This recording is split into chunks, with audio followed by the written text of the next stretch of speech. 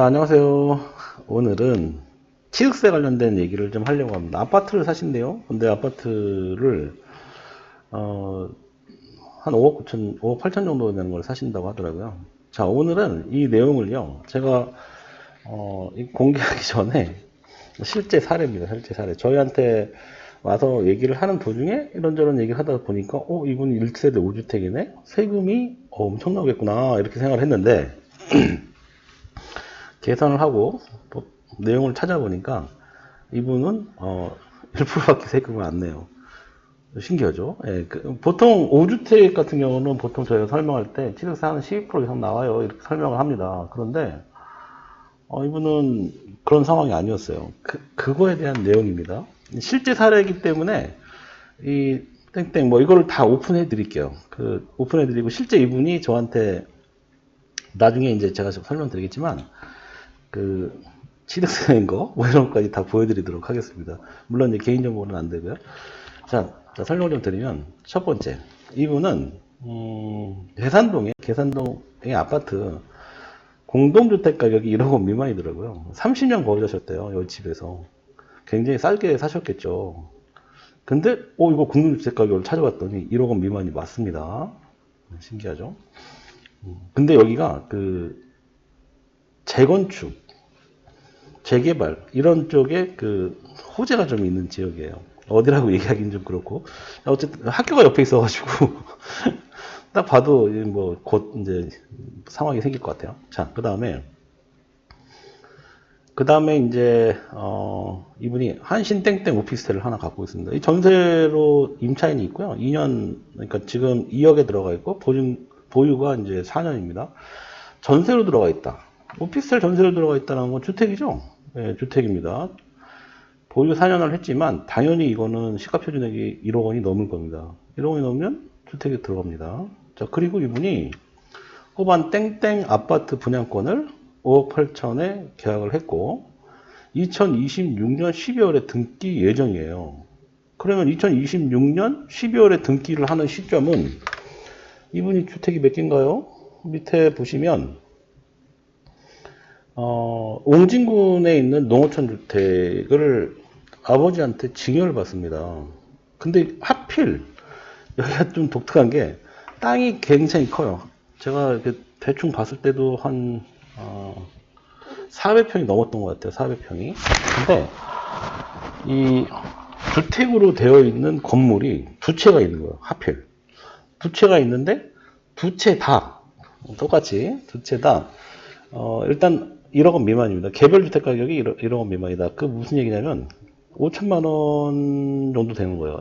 한 채는 약간 컸어요. 근데 5천만 원 정도 되고 또 한 채는 3천만 원 정도 됩니다. 그러니까 우리가 이제 보통 증여를 받으면 다 주택수에 들어갈 거라고 이제 생각하시잖아요. 그런데 이럴 때 어떻게 하느냐? 옹진군에게 전화를 하시면 돼요. 전화를 해서 해당 주택의 지번을 알려주면 우리가 이제 아파트를 취득하려고 한다. 그런데 이게 주택수에 들어가나요? 물어보면 세무 담당자가 정확하게 설명을 해줘요. 이건 주택수에 안 들어갑니다. 이렇게 설명해줘요. 안 들어가는 요건이 있겠죠. 그 요건이 이제 소득세법 시행령에 나와요. 자, 그래서 전체적으로 한번 쭉 보면 여기 2번에 해당하는, 두 번째 해당하는 요 오피스텔은 주택이 무조건 주택이에요. 자, 그리고 호반 땡땡 아파트 분양권이 5억 8천이라고 그랬잖아요. 요거 등기하는 시점에 주택수에 들어가겠죠. 오피스텔은 당연히 들어갑니다. 그런데 이 아파트 공동주택 가격 1억 원 미만의 아파트는 그러면 이 법상 어떻게 볼 수 있느냐? 지금 아까 찾아놨는데 지방세법 시행령이라는 게 있습니다. 여기 보시면 요거까지 한번 같이 볼까요? 무슨 얘기냐? 주택수 판단 범위라는 게 있어요. 이 주택수 판단 범위. 여기 105조에 따라 재산세 과세 대상 되는 재산세가 과세 이제 주택 같은 거 건축물 같은 게 과세가 되는 대상을 얘기하는 거예요. 이 주택으로 과세하는 오피스텔은 오피스텔 소유한 자의 주택세에 환산한다. 이게 본조신서 2020년 8월 12일이에요. 반대 해석으로 그 전에 등기를 했다든지 했으면 주택수에는 들어가지 않겠죠. 중과 배제 사항이 된다. 이렇게 보시면 될 것 같아요. 그런데 어쨌든 이 날짜 안에 들어가든 뭐 그 이후에 들어가든 간에 이 소유자 같은 경우는 이걸 이제 주택으로 계산해도 상관없습니다. 주택으로 보고 오피스텔은 어쨌든 요 날짜 이후에는 주택에 가산한다. 그게 중요한 거예요. 재산세 과세가 주택으로 재산세가 부과되는 오피스텔은 주택이에요. 그렇게 보셔야 됩니다. 근데 주택 외로 재산세가 부과된다. 그럼 주택이 아닌 거죠. 그러면 거긴 전세가 안 돼. 전입신고가 안 되는 전세가 안 되는 오피스텔이다. 이렇게 보시면 되는 것 같고. 자, 그리고 지금 계산동 땡땡 아파트에 대한 내용을 좀 설명을 드리면 요게 나옵니다. 어떤 내용이냐면 주택수 산정 방법. 지방세법 시행령이라는 건 취득세 같은 거를 얘기하는 건데 이때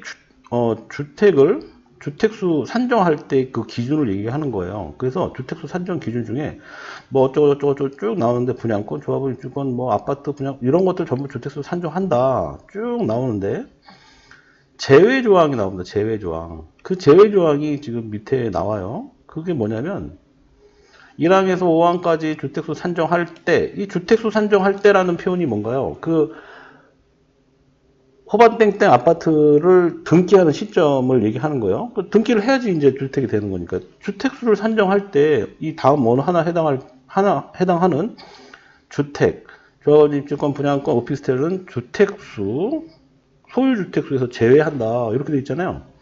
그게 뭐냐 이거죠.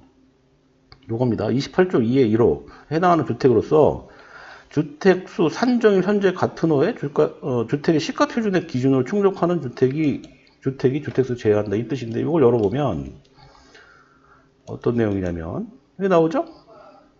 여기 이렇게 보시면 돼요. 시가표준액 1억 원 미만의 주택 이렇게 표현이 되어 있잖아요. 결론 다시 돌아가서 이 화면에서 봤을 때 그 계산동의 아파트는 주택에서 빠지는 거예요. 그렇죠? 시가표준액 1억 원 미만이니까요. 그러니까 요거 일단 제외하고 요거 들어간다 치고 그 다음에 농어촌 주택 안 들어간다 그랬죠? 요거 빠지고 요거 밑에 거 빠지고 이렇게 빠지게 되면 자 결론 2026년도 12월 달에 등기 치는 시점은 오피스텔 하나만 있다고 가정을 합니다. 그러면 요거 주택 아파트 취득할 때 어떻게 될까요? 여기서 한번 계산해 볼게요.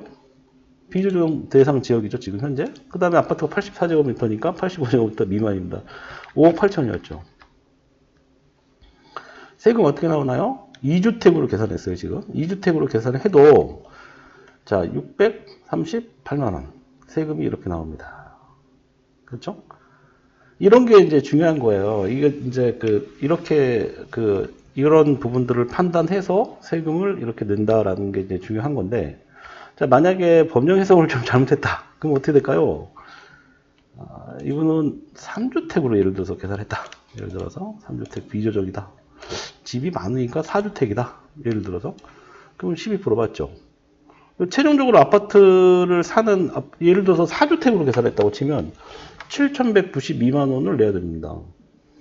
5억 8천만 원짜리 아파트 분양 받아서 아파트를 등기 찍는 시점에 세금이 12%면 7,190만 원이에요. 세죠? 그러니까 해석을 잘 해서 살 때 잘 사야 되는 거예요. 지금 이 1세대 5주택 네, 여기 이제 잠깐 보시면 이렇게 나오는 거예요. 4주택자 이상. 여기 보시면 4주택자 이상의 비조정이든 조정이든 상관없이 12% 나오죠. 12%. 거기다가 농어촌 특별세, 지방교육세 포함하면 결국은 13% 정도 세금을 내는 거예요. 굉장히 큰 겁니다. 5주택이다 하면 진짜 5주택이니까 이렇게 내야 되나? 그게 아니라 이제 해석을 하시면 전체적으로 이분 같은 케이스처럼 거주주택의 시가표준액도 확인하시고 그 다음에 이제 이 오피스텔 같은 경우 자기가 이제 매수를 해서 이제 돌리고 있는 오피스텔 같은 경우는 이게 주택에 들어가는지 안 들어가는지 언제 샀는지 이런 것들을 계산하시고 그 다음에 이제 아파트 분양권을 샀다. 그러면 이제 그거에 맞춰서 세금 계산하시면 될 것 같습니다. 오늘은 좀 이런 독특한 사례였고요.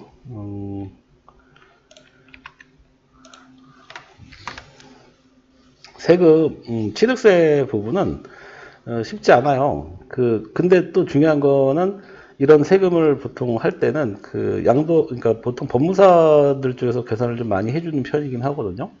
근데 이런 거를 투자를 하거나 아파트를 사서 본인이 들어가거나 할 때 그 요건들이 좀 있어요. 뭐 예를 들어서 미분양 아파트를 샀다. 그런 경우에도 주택수를 또 배제하는 요건도 있거든요.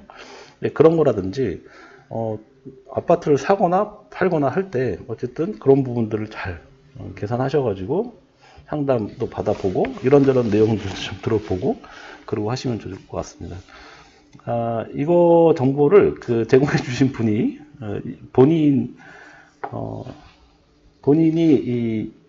이 내용을 방송에 써도 된다라고 허락을 해 주셨어요. 그래가지고 개인정보를 내지 않는 조건 하에 제가 이 내용을 오늘 방송을 해봤습니다. 제가 지금 그 취득세 부분 설명드릴 때 굉장히 깊은 부분을 설명을 잘 안 드리잖아요. 그 부분까지 설명을 드리면 어렵게 생각하세요, 되게. 그래서 좀 쉽게 설명을 하다 보니까 실제로 이 정도 선에서 설명을 드리는 게 좀 편할 것 같아서 제가 이렇게 설명을 드리는 거예요. 근데 사실 저한테 상담 오시는 분들은요, 그 굉장히 깊은 내용까지 제가 설명을 좀 드리긴 합니다. 안쪽에 왜 이게 대상이 되냐 안 되냐 이런 것부터 해서 다 따져야 되잖아요. 피카츄 설명도 실제로 봐야 되거든요. 설명을 쫙 드렸는데 어떤 분은 그런 분이 있었어요. 설명을 다 드렸어요. 한 2시간 동안. 근데 집이 하나 더 있대요. 그럼 어떻게 될까요? 처음에 했던 설명들이 다 무너지는 거예요. 전부 다. 처음부터 그냥 뭐 집이 어떻게 있고 어떻게 정확하게 다 설명을 했었으면 문제가 안 되는데 와 설명을 전체를 다 하고 났더니 집이 하나 더 있답니다. 그것도 주택수에 들어가는 집이 있답니다. 취득세도 무너지고 양도세도 무너지고 다 무너지는 거예요. 그런 사례가 좀 있었어요. 자 어쨌든 그런 내용들이고요. 오늘은 여기까지 할게요. 네, 감사합니다.